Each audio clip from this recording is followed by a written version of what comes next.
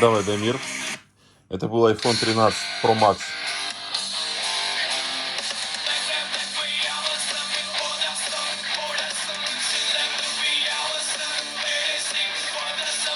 Это что у тебя играет? Honor за 16 тысяч рублей. Так, давай вот этот. X8.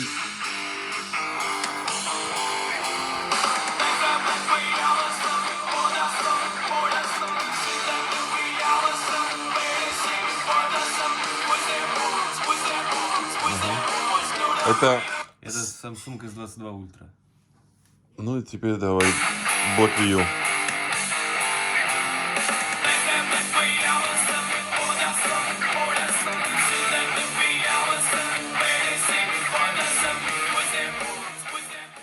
Дамы и господа, мы с вами уже рассматривали планшет от компании Blackview. Он был весьма неплох. Им уже несколько месяцев пользуется моя мама, и она очень довольна.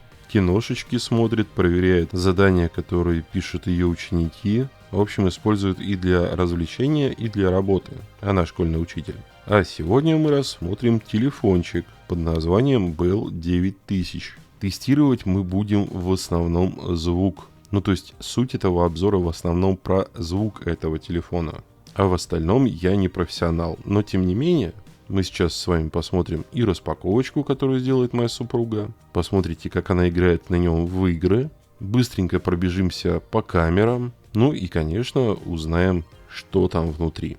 Телефон приходит в небольшой белой упаковочке. Открываем ее и сразу видим основную комплектацию. Здесь все по-взрослому. Даже зарядочка на 120 Вт. Толстенный USB Type-C кабель. Еще бы, под 120 Вт такой и нужен.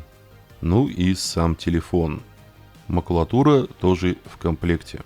Сам же телефон, как вы видите, в женских особенно руках, смотрится просто эпически крупным. Причем крупный он не только с фронтальной стороны, но и сбоку. Признаться честно, я поначалу даже подумал, что это защитный чехол уже сразу одет на телефон. Но нет, это телефон. Что касается органов управления, думаю, и так все понятно. А мы обратим внимание прежде всего на защищенную Type-C зарядку. Еще бы, телефон поддерживает защиту от воды и пыли IP68 и 69, а также военный стандарт Military 810H. Собственно, это и ответ на вопрос, почему все такое мощное и крупное. Потому что телефончик защищен буквально от всего. Симки, кстати, можно вставить 2.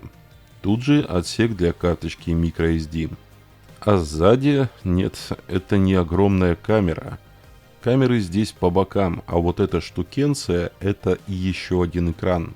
Кстати, основной экран защищен Corning Gorilla Glass Victus, а дополнительный Gorilla Glass 7. Селфи-камера здесь на 50 мегапикселей, основная тоже на 50 и дополнительная широкоугольная на 8 мегапикселей. Камеры от Samsung. А для основной камеры предусмотрена вспышка. Сам же корпус выполнен из металла и очень прочного пластика. Смотрится, на мой взгляд, весьма интересно. Еще интересный момент – это встроенная аудиосистема. За звук отвечают 2 динамика. Работают они, конечно же, в стерео. И над ним потрудились небезызвестные аудиофильские Harman Kardon. Забегая вперед, скажу, звук здесь хорош. Ну и давайте включим его. А пока телефон загружается, я расскажу про другие основные характеристики. Главный экран на 6,78 дюйма.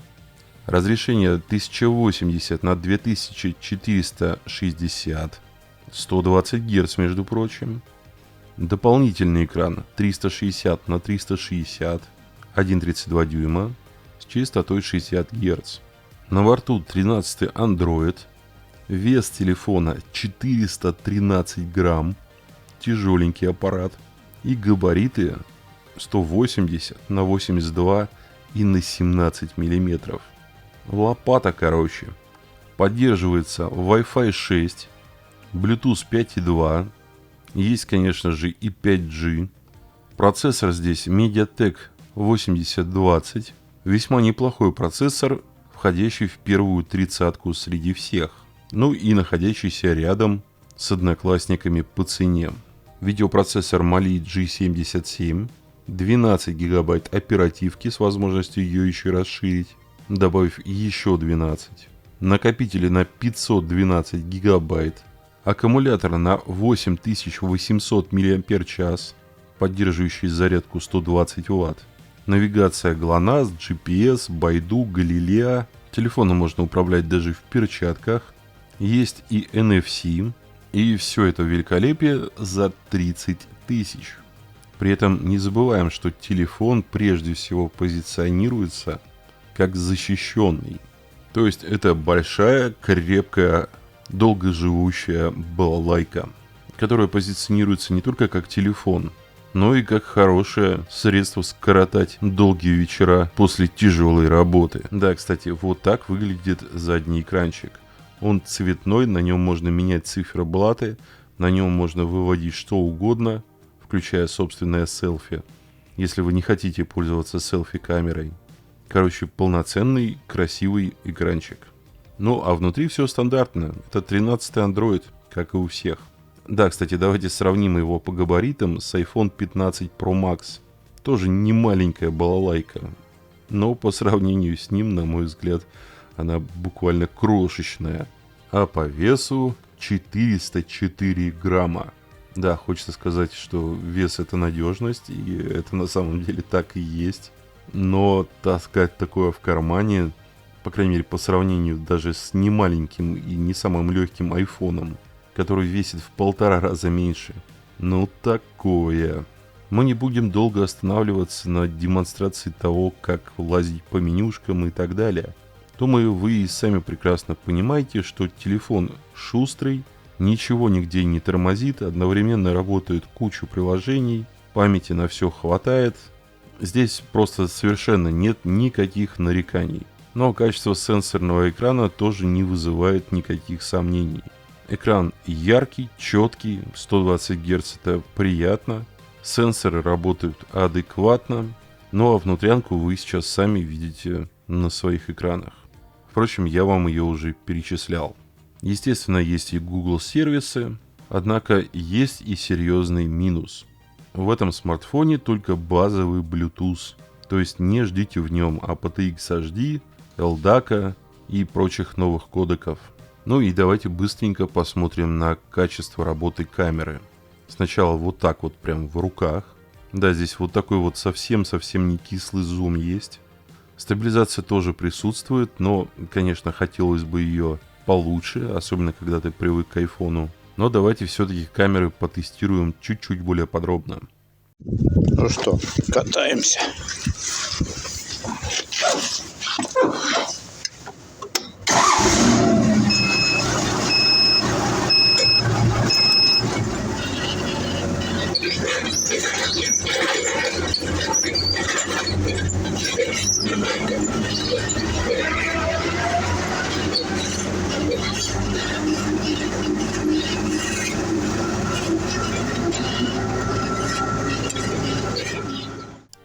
Картинка с фронталки, в общем-то, вполне нормальная.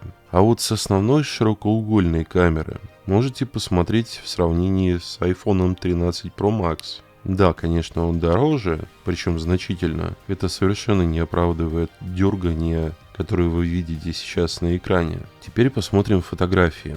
Слева Blackview и справа тот же 13 iPhone. Если присмотреться внимательно, видно, что, во-первых, Blackview все несколько зажелтил, на мой взгляд, перенасытил контрастом. Ну и по деталям домов, естественно, тоже проиграл айфону, причем прилично. А если мы приближаем картинку, то есть используем зум, у Blackview совсем все плохо становится с детализацией.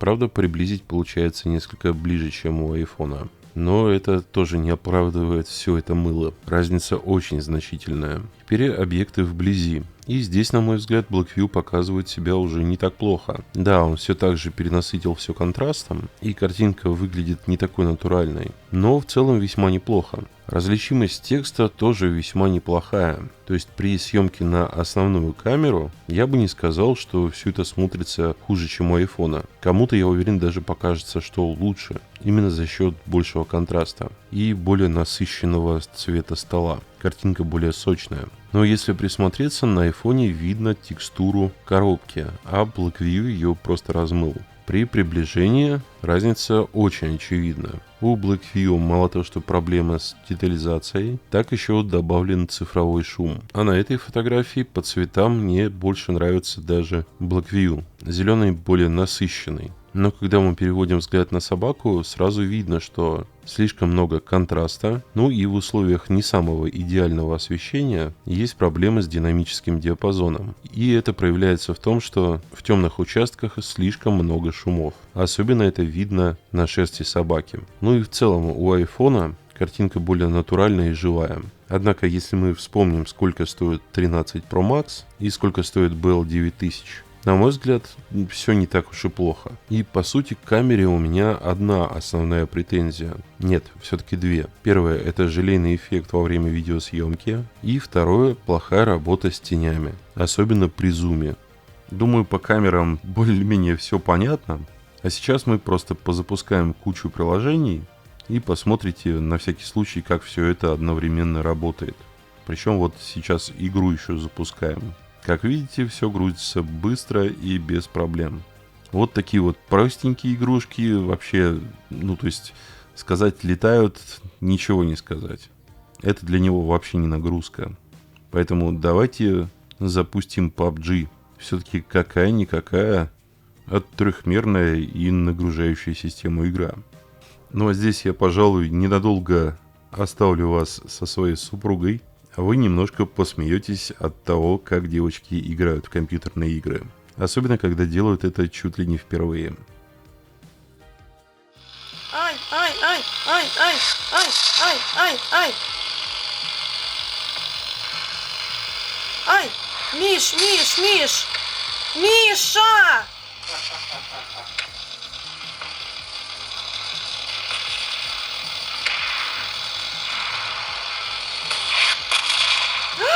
Тут что-то происходит. Бляха-муха. Я врезалась в дом.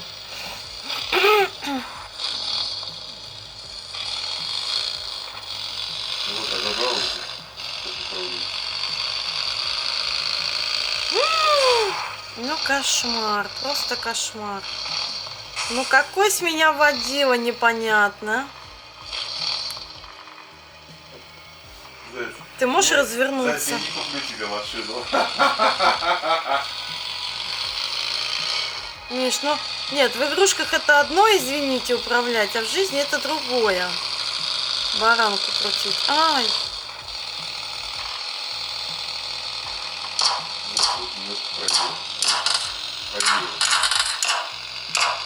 Зайц, я туда посмотрела и отвлеклась. Все, я в аварию попала. Мама, вызывай ГИБДД! Срочно приезжай сюда с инструктором, с хуюктором! Меня раздавила на машине фура!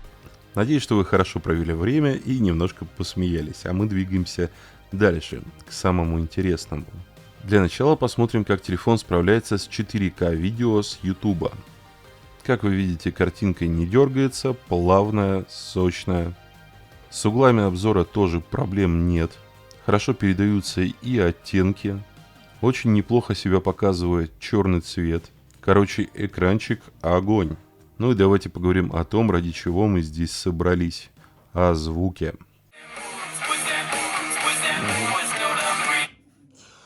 Субъективно, твое мнение. Вот. Какой носить может сразу сначала, на чем удобнее? Айфон приятнее звучит. Первое, второе, третье, четвертое место, вот по-твоему. iPhone, Blackview, Samsung и Honor. Да, Мирушка. Но Samsung с Honor одно место занимает, третье. Честно я тебе скажу, я не вижу, что-то мы, блядь, сравниваем-то. 130 тысяч, 30 тысяч, 50 тысяч и 14. Ну, сейчас, может, 14. Но это окей. Но вот теперь давай вот первое место сравним с не первым местом. Ну да, конечно. Не, очень, не, ну- очень удобное устройство. Не, Я ну, туда еще это 12 кейс. динамиков запихнул. Это кейс, Лёх, твое Конечно, мнение. ты знаешь, вот тоже нам про маки все говорят, это для креаторов, 250 тысяч отдайте, блядь. Ну, ребята. iPhone, конечно. Хочешь слушать музыку, купи, блядь, наушники. Короче, подводим итоги, заодно свое мнение скажу. iPhone действительно играет несколько почище. Вот он iPhone, да. Он играет чуточку буквально почище, на мой взгляд. Но этот играет объемнее. Вот именно, поставь, да, вот включите, ну это же в кейсе сейчас. Поставьте еще раз вот iPhone и этот, прям вот эти лишние телефоны уберите, поставьте их рядом.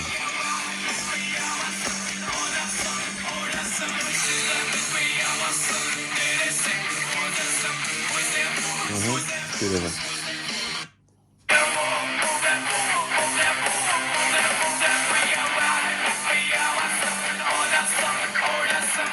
Достаточно.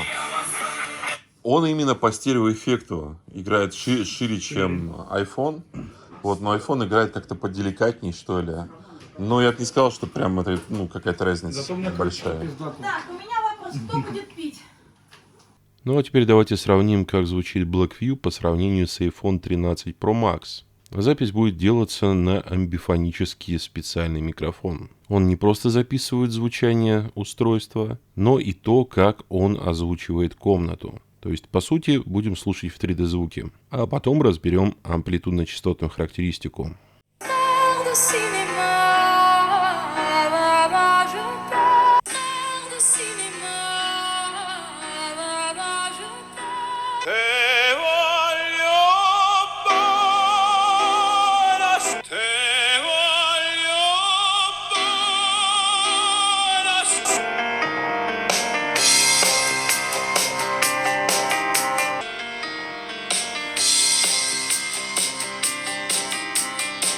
Play the guitar on the MTV.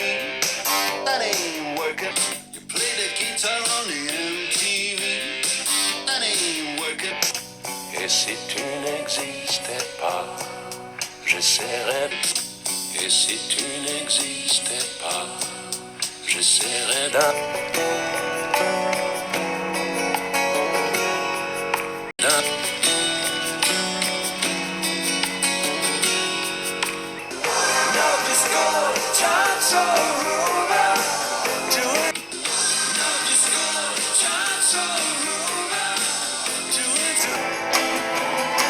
Strawberries, cherries, and strawberries, cherries, and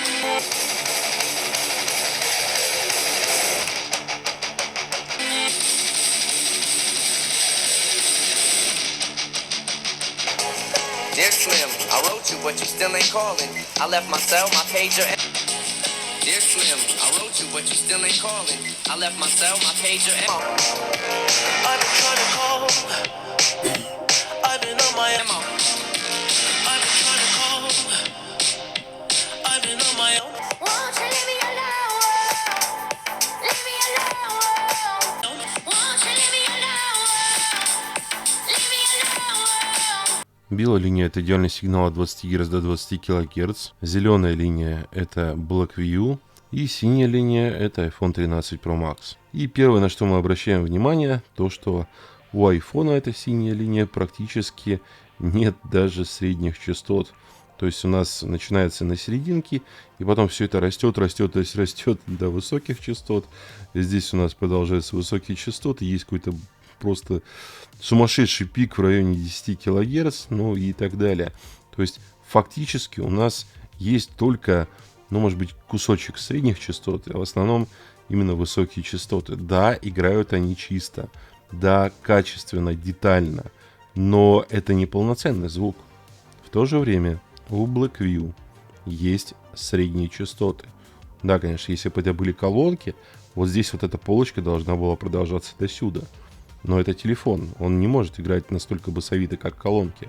Поэтому у нас есть хотя бы средние частоты. У Blackview вот они.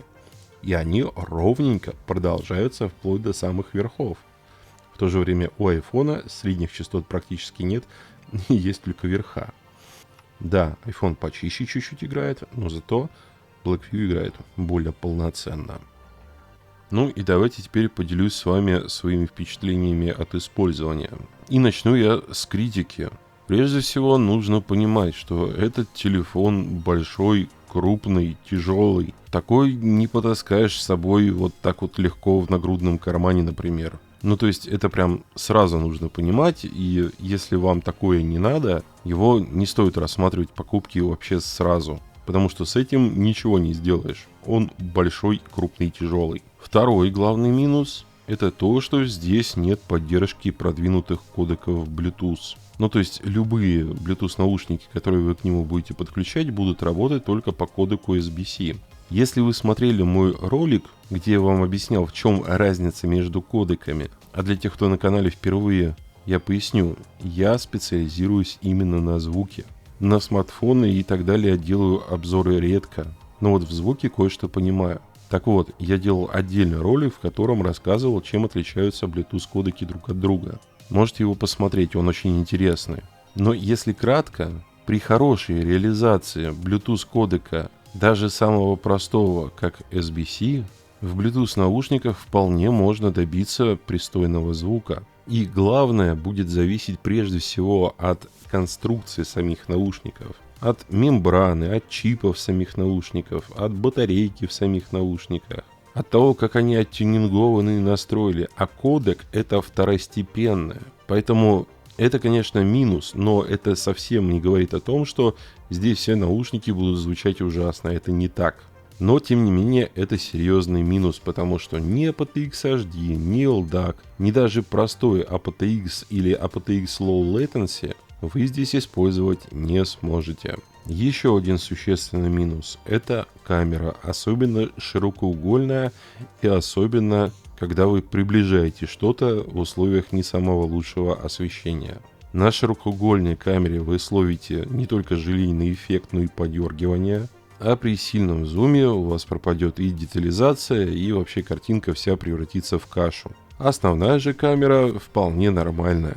Она, конечно, тоже проигрывает тому же айфону, который традиционно считается одним из лучших камерафонов, но вполне пристойного качества, особенно учитывая стоимость. По большому счету, это все основные минусы, которые мне удалось обнаружить. Операционная система работает быстро, памяти дофигища, очень удобный второй экранчик, который можно использовать не только для того, чтобы на нем время отображалось, но и, например, делать снимки и видеть свое лицо с основной камеры. Да и вообще это прикольно.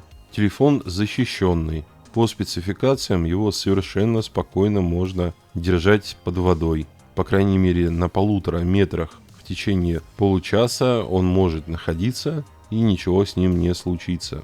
Пыли он тоже не боится. Защищенность весьма известных Corning стекол, причем одних из самых последних версий, говорит о том, что у экрана есть шансы выжить при падении. А с дополнительным защитным экранчиком так тем более. А по поводу корпуса у меня в принципе нет никаких сомнений, что он переживет все что угодно. Потому что броня там такая, что кажется, что его танком можно переехать и ничего с ним не случится. Поцарапаться, наверное, может, но продолжит работать, даже если побывает в каких-нибудь совсем нечеловеческих и не положенных для телефона условиях. Батарейка большая, заряда хватает реально надолго. То есть там 2-3 суток можно телефон особо не заряжать. Конечно, если вы будете играть в компьютерные игры целыми днями, он высадится довольно быстро. Но так происходит вообще со всеми. Кстати, об играх. Он вполне справляется с такими игрушками, как PUBG, вы сами видели, вообще ничего не тормозит. За счет большого экрана и толстого корпуса, который как бы минус, но одновременно в данном случае и плюс, его очень удобно держать в руках, когда вы играете. То есть это по сути такой джойстик. Что касается более требовательных игр, то может быть он, конечно, не все вытянет, потому что и процессор, и память здесь не самая-самая топовая. Но вот типа PUBG того же самого без проблем. А это уже говорит о том, что выбор во что поиграть будет очень широким. И самый, пожалуй, главный плюс этого телефона Это отличный экран и еще более отличный звук. Если вы смотрели обзоры не на перемотке, думаю, вы слышали, как он звучит в сравнении с другими телефонами, в том числе с айфонами Pro Max. И если даже он, может быть, айфону где-то в чем-то чуть-чуть проиграл, я бы сказал, что это проигрыш совсем не в одну калитку. По некоторым вещам он мне даже больше понравился. Ну, в частности, насыщенность басов у него значительно лучше, сцена и вообще стереоэффект значительно лучше. А это уже очень крутой показатель. Может быть, какого-то благородства в звучании, которое как-никак присутствует в айфоне, ему и несколько недостает, но по громкости, по насыщенности и, вот еще раз повторюсь, по стереоэффекту у него прям очень значительная разница, и это через YouTube не передать. Когда вот кладешь на стол и iPhone, и Bell 9000, начинаешь слушать музыку, особенно если там басы присутствуют, или смотреть киношечку, например, какую-нибудь, такое ощущение, что iPhone это вообще какая-то моноколонка за 500 рублей. Через YouTube это не так слышно, как вживую. Короче, звук у него эффектный, вот прям эффектный. Но в айфоне более правильный, будем все-таки честными. Телефончик в итоге ушел моему отчиму. Сейчас Виктор передаст вам привет. Мишутка подогнал телефон BL 9000. Очень доволен.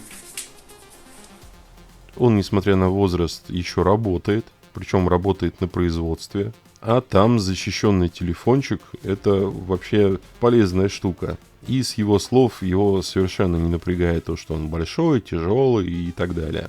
В рабочей одежде, в карманчике он, как говорится, вообще не ощущается. В общем, каждой вещи свое применение. Какой-нибудь щупленькой девочке я бы его, наверное, не посоветовал. А вот мужику, которому хочется хороший качественный звук, быструю зарядку, недорогой телефон, защищенность, да и в игрушки с киношками можно поиграть, посмотреть. Самое оно. Поэтому, если вы пропустили вдруг минусы, посмотрите все-таки ролик до конца. Я про них говорил. Они есть и весьма серьезные. Но и плюсов, особенно за эту стоимость, у него вполне хватает. Ну и на этом, наверное, мы с вами прощаемся ненадолго. Если вы здесь впервые, подписывайтесь. Смартфоны я обозреваю не часто, зато про звук вы здесь узнаете очень много. Ну и не забывайте ставить лайки и писать комментарии. Особенно если у вас есть такой смартфон и вам есть что сказать. Это всегда пожалуйста. Ну и как обычно, огромное спасибо спонсорам. Еще увидимся. Всем пока.